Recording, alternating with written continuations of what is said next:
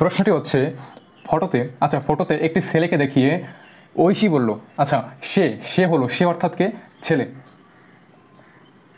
আচ্ছা ছেলে, সে হলো আমার, আমার অর্থাৎ কে? ঐশী। আচ্ছা ঐশী আমার বোনের, আমার বোন অর্থাৎ ঐশীর কি আছে? বোন। ওকে নেক্সট, আমার বোনের ভাই, ভাইয়ের এখানে কি আছে? বোনের ভাই। ওকে ভাইয়ের বাবার, ভাইয়ের কি আছে? বাবা আছে। আচ্ছা ভাইয়ের বাবা অর্থাৎ এরও বাবা, এরও বাবা। আচ্ছা বাবার একমাত্র পুত্র।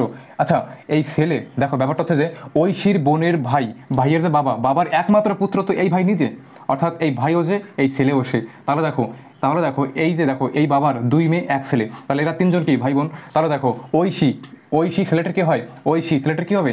বোন হবে। কী হবে? বোন হবে। অর্থাৎ বাবার 3 ছেলে মেয়ে, তার মধ্যে ছেলে, বোন আর ঐশী, তাহলে ছেলে ঐশীর কী হয়? বোন হয়। Option D is correct answer. যদি ভিডিওটি ভালো লেগে থাকে অবশ্যই লাইক করে দিও।